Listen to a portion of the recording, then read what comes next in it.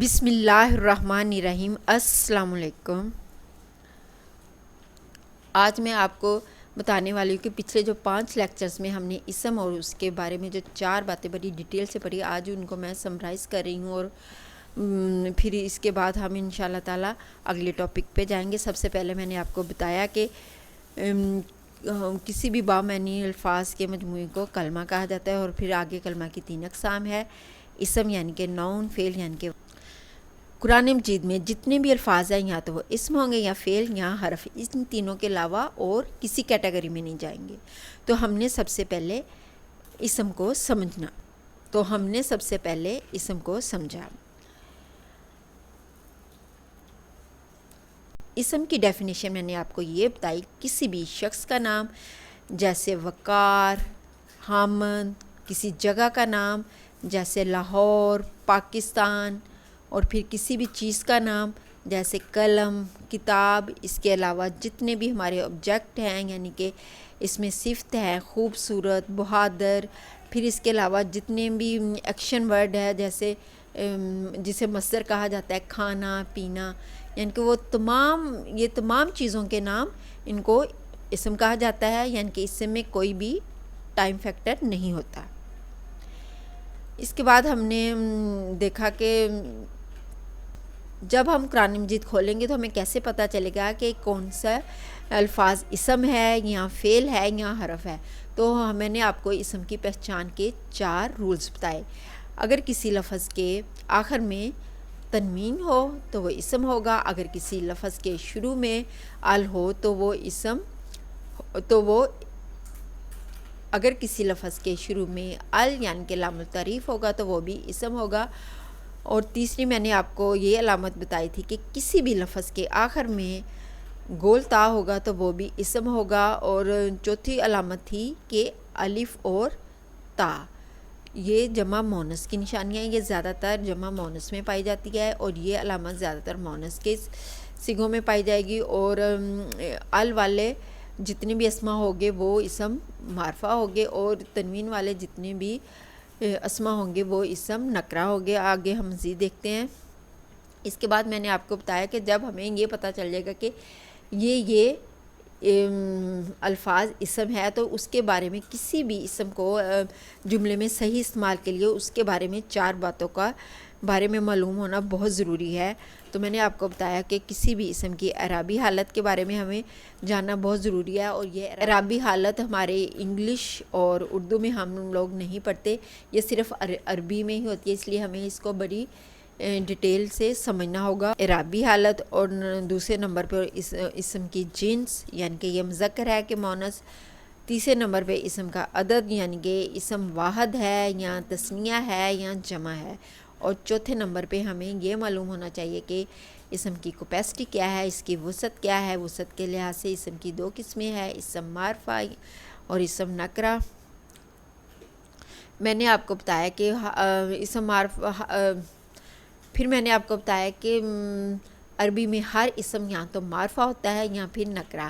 ہر اس اسم کو ہم اسم نکرہ سمجھیں گے جس کا ہم معرفہ ہونا ثابت نہ کر سکیں، یعنی کہ ہم اسم نکرہ نہیں سمجھیں گے، صرف اسم معرفہ سمجھیں گے، اور وہ تمام علامات ہم جاننے کی کوشش کریں گے جس سے ہمیں پتہ چلے گا کہ یہ اسم معرفہ ہے۔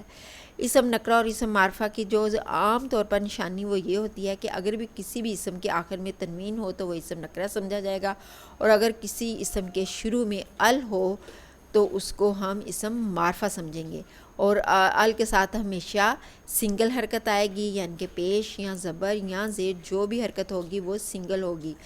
کبھی بھی تنوین سے پہلے ال نہیں آتا، اور کبھی ال کے بعد تنوین نہیں آتی۔ اس کے بعد ہم نے کچھ ایسے اسما سمجھے جو کہ جن میں یہ تمام علامات نہیں ہوتی جو کہ ہم نے معرفہ میں شروع میں پڑھی، لیکن وہ تمام اسما اسم معرفہ ہی سمجھے جائیں گے، جس میں پوزیسو ناؤن، پروناؤنس یعنی کہ اس میں ضمیر، اس میں اشارہ یعنی کہ پوائنٹر، اس میں موصول یعنی کہ کنڈکٹرز، یہ تمام اسما کو ہم اسم معرفہ ہی سمجھتے ہیں۔ اس کے بعد میں نے آپ کو اسم کی جنس کے بارے میں بتایا، یعنی کہ اس کا جینڈر بتایا۔ اسم جینڈر کے لحاظ سے یا تو مذکر ہوتا ہے یا پھر مؤنث۔ جس طرح ہم نے اسم نکرہ کو نہیں سمجھا، صرف اسم معرفہ کو سمجھا، اسی طرح ہم اس میں جینڈر میں صرف اس مؤنث سمجھیں گے۔ ہر عربی میں ہر اس اسم کو مذکر سمجھا جائے گا جس میں مؤنث کی کوئی علامت موجود نہ ہوگی۔ تو مؤنث میں 3 علامات ہوتی ہے جس سے ہمیں پتہ چلتا ہے کہ یہ اسم مؤنث ہے۔ نمبر 1 حقیقی علامت، نمبر 2 قیاسی اور نمبر 3 سماعی۔ حقیقی علامت سے مراد وہ تمام اسماء ہے جو کہ پیر کی شکل میں ہوتے ہیں، جوڑوں کی شکل میں ہوتے ہیں۔ ان کی اپنا ایک مذکر بھی ہوتا ہے اور اس کا اپنا ایک مؤنث ہوتا ہے، جس میں پھر ہمارے تمام اردو اور انگلش میں جو ہم مذکر مؤنث پڑھتے ہیں، والد، والدہ، بہن، بھائی، دادا، دادی، یعنی کہ ان سب مؤنث کا ایک مذکر ہوتا ہے اور یہ پیر کی شکل میں ہوتا ہے۔ اور دوسری تھی ہماری قسم قیاسی مؤنث، یعنی کہ اس میں 4 علامات پائی جاتی ہے جن سے ہمیں پتہ چلتا ہے کہ یہ اسماء مؤنث ہے۔ اور تیسری ہماری علامت تھی سماعی مؤنث، اور سماعی مؤنث میں اس میں کوئی علامات نہیں ہوتی، بلکہ اس میں وہ تمام اسماء کو ہم مؤنث سمجھتے ہیں جو کہ اہل عرب اس کو ایز اے مؤنث استعمال کرتے تھے۔ اور اس میں اس کی کوئی علامت تو نہیں، لیکن ہم نے ان کو مختلف گروپ میں ڈیوائڈ کیا، یعنی کہ وہ تمام اسماء جو کسی ملک کا نام ہو، کسی قبیلے کا نام ہو، وہ ان تمام اسماء کو مؤنث سمجھا جائے گا۔ اس کے علاوہ جسم کے وہ اعضاء جو جوڑوں کی شکل میں ہو گئے، یعنی کہ پیر کی شکل میں ہوں گے، جیسے ہاتھ 2 ہوتے ہیں، ہونٹ 2 ہوتے ہیں، ہمارے پاؤں 2 ہوتے ہیں، تو یہ تمام اسماء مؤنث سمجھے جائیں گے۔ اس کے علاوہ شرابوں کے نام کو، جتنے بھی قرآن مجید میں شرابوں کے نام استعمال ہوئے ہیں، وہ تمام مؤنث سمجھے جائیں گے۔ ہواؤں کے نام کو مؤنث سمجھا جائے گا، جہنم کے ناموں کو مؤنث سمجھا جائے گا۔ اس کے علاوہ بھی کچھ ایسے اسماء ہیں جیسے الشمس، السماء، الارض، یہ تمام اسماء کو مؤنث سمجھا جائے گا۔ پھر اس کے بعد میں نے عدد پہ بات کی۔ نمبر کے لحاظ سے اردو اور انگلش میں تمام اسماء دو کیٹیگری میں آتے ہیں، واحد اور جمع، لیکن عربی میں ایک تیسری قسم ہوتی ہے تثنیہ یعنی مثنیٰ۔ واحد سے تثنیہ بنانے میں مذکر و مؤنث کا ایک ہی طریقہ ہوتا ہے، اور اس میں یہ ہوتا ہے کہ ہم کسی بھی اس واحد اسم کے آگے الف اور نون کے نیچے زیر لگا دیتے ہیں، جیسے مسلم ان سے مسلمانی، اور یہ حالت رفع ہوگی۔ اور جب ہم حالت نصب اور جر بنائیں گے تو ہم الف کی جگہ یا ساکن لگا دیں گے اور نون زیر کے ساتھ ویسے ہی رہے گا، تو یہ ہو جائے گا، اس کا ساؤنڈ ہوگا مسلمانی، مسلمینہ۔ پھر اس کے بعد ہم نے جمع پہ بات کی۔ جمع کی اس کے لحاظ سے ہم نے اسم کو اسم کو 2 کیٹیگری میں ڈیوائڈ کیا ہے، جمع سالم اور جمع مکسر۔ جمع سالم میں یہ ہوتا ہے کہ واحد اسم ویسے کا ویسے ہی رہتا ہے، بس اس کے آگے کچھ اور لفظ ایڈ کر دیے جاتے ہیں، جیسے المومنون سے واو اور نون کا اضافہ کر دیا، اور تو یہ مومن سے المومنون بن گیا۔ اس طرح مشرک کی جمع، مشرک کے آگے واو اور نون لگا دیا، اور تو یہ مشرکون بن گیا۔ تو جمع سالم کی یہ نشانی ہے کہ اس میں آخر میں واو اور نون کا اضافہ کر دیا جاتا ہے۔ اور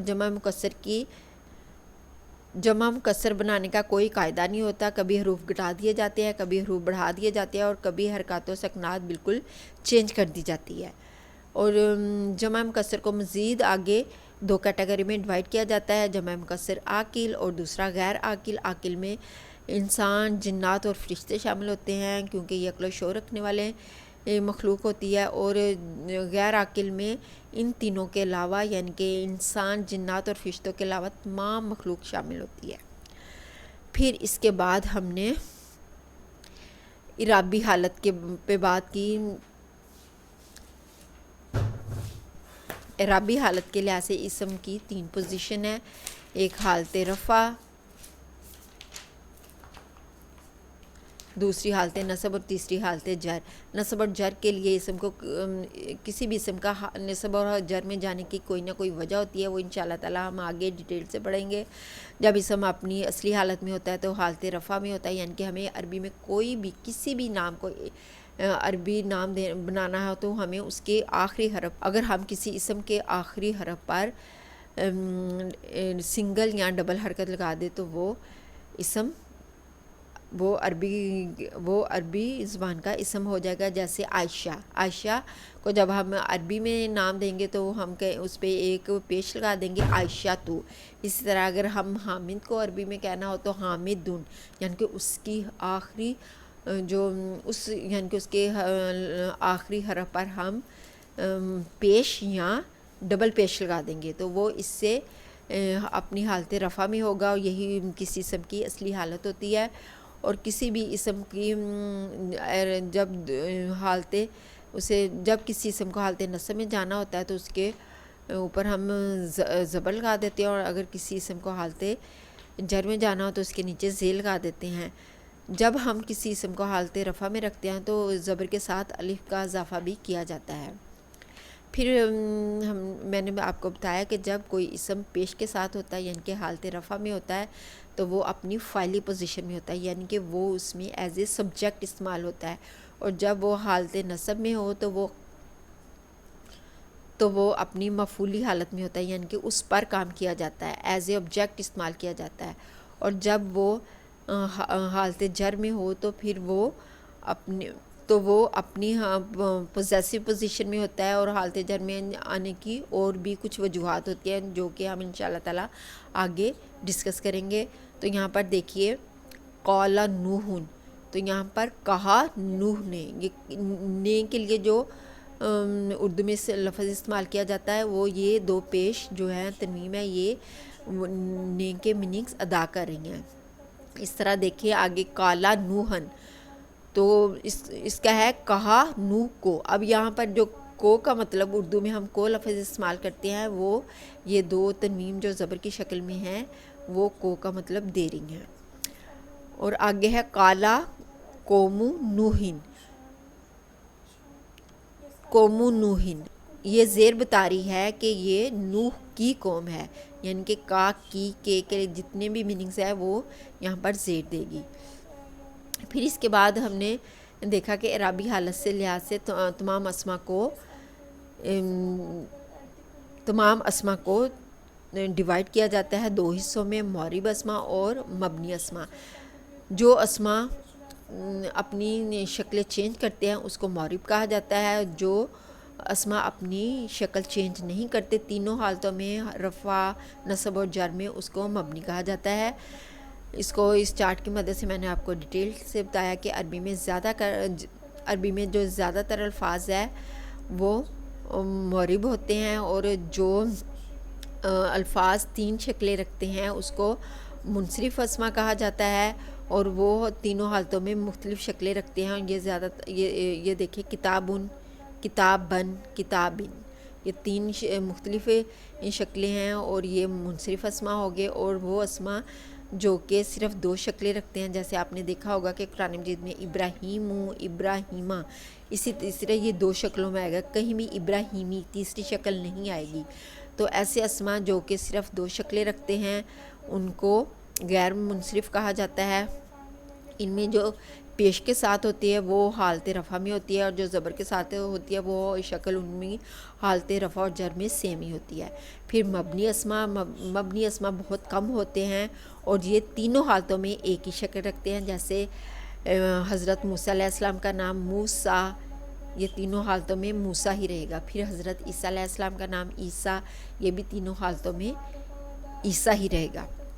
اب پھر میں نے آپ کو اگزامپل دی کہ یہ دیکھیں، یہ ابراہیم حالت رفع اور ابراہیمہ یہ حالت نصب و جر ان کی سیم. اسی طرح مکہ تو تمام شہروں کے جو نام ہوں گے وہ بھی غیر منصرف اسما ہوں گے. اور یہاں پر دیکھیے جب مکہ تا ہوگا تو یہ حالت نصب و جر ان کی سیم ہوگی.